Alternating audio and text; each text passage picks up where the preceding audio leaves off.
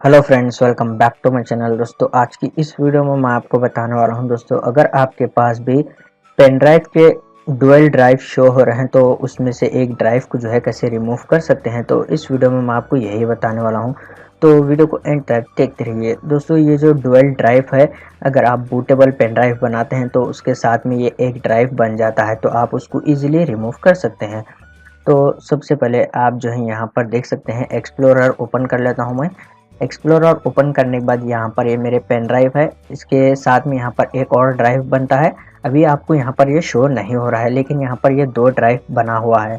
तो आप इसको क्लोज कीजिए। सबसे पहले स्टार्ट मेन्यू के ऊपर राइट क्लिक कीजिए, फिर आपको यहाँ पर डिस्क मैनेजमेंट के ऊपर क्लिक कर देना है। उसके बाद दोस्तों आपको जो है यहाँ पर आप देख सकते हैं, यहाँ पर आपको थोड़ा सा स्क्रॉल करना है। उसके बाद आपको यहाँ पर सैंडिस्क पेन ड्राइव दिख रहा है और उसके बाजू यहाँ पर 1 MB का जो है यहाँ पर एक और ड्राइव बना हुआ है, तो आप यहाँ पर देख सकते हैं।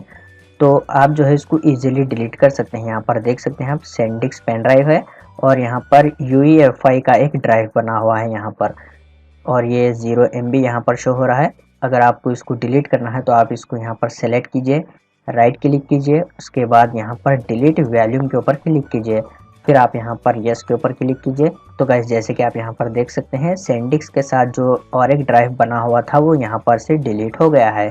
तो इस तरीके से आप इजीली विंडोज़ पीसी में, अगर आपके पास भी पेन ड्राइव के दो ड्राइव शो हो रहे हैं, तो आप उसको इजीली डिलीट कर सकते हैं। उम्मीद है आपको ये छोटा सा वीडियो पसंद आ गया हो, तो प्लीज़ लाइक कर देना और चैनल को सब्सक्राइब करे बिना मत जाना। मिलते हैं नेक्स्ट वीडियो में।